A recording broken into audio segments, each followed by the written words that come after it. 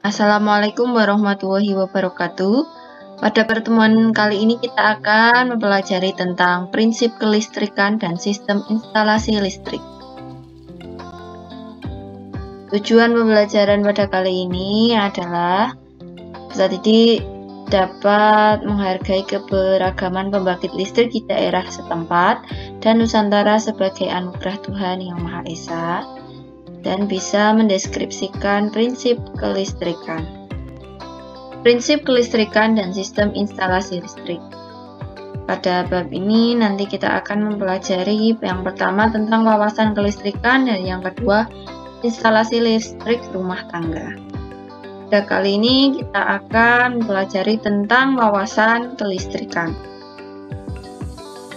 Kelistrikan adalah sifat benda yang muncul dari adanya muatan listrik. Ada dua jenis muatan listrik, yaitu muatan listrik negatif dan muatan listrik positif. Muatan listrik negatif jika kelebihan elektron, muatan listrik positif jika kekurangan elektron. Secara alami, muatan listrik positif mengalir dari titik berpotensial tinggi ke titik berpotensial rendah. Aliran ini disebut arah arus listrik konvensional. Arus listrik. Arus listrik adalah mengalirnya elektron secara kontinu pada konduktor akibat perbedaan jumlah elektron pada beberapa lokasi yang jumlahnya tidak sama. Satuan arus listrik adalah ampere. Bisa dilihat gambar berikut. Di sini ada arah arus listrik dari positif ke negatif. Sedangkan arah elektronnya itu dari negatif ke positif, ini kebalikannya. Arus listrik dibagi menjadi dua, yaitu arus listrik searah atau DC, direct current. Kemudian listrik arus bolak-balik atau AC, alternating current. Listrik arus searah atau DC adalah arus listrik yang arahnya tetap. Perhatikan gambar. Kemudian listrik arus bolak-balik atau AC adalah arus yang besar dan arahnya selalu berubah-ubah. Untuk DC contohnya pada batu baterai. Untuk AC contohnya pada listrik rumah tangga yang digunakan untuk menyalakan televisi, kulkas, lampu, dan lain sebagainya. Jika dilihat grafiknya akan seperti ini.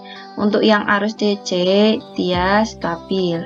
Kemudian untuk arus yang AC dia bergelombang karena dia arusnya bolak-balik. Catatan, tegangan atau beda potensial itu satuannya volt atau voltase. Ya. Kemudian kuat arus listrik itu satuannya ampere. Kemudian resistansi, tahanan atau hambatan itu satuannya ohm. Lambangnya seperti ini. Pembangkit listrik adalah alat yang dapat membangkitkan dan memproduksi tegangan listrik. Contoh pembangkit listrik ada PLTA atau pembangkit listrik tenaga air, PLTU pembangkit listrik tenaga uap, PLTN pembangkit listrik tenaga nuklir. Kemudian ada PLTB pembangkit listrik tenaga batubara. Kemudian PLTS pembangkit listrik tenaga surya. Kemudian pembangkit listrik tenaga angin. Dan masih banyak lagi contoh yang lain. Nah, sekian untuk pembelajaran kali ini. Terima kasih.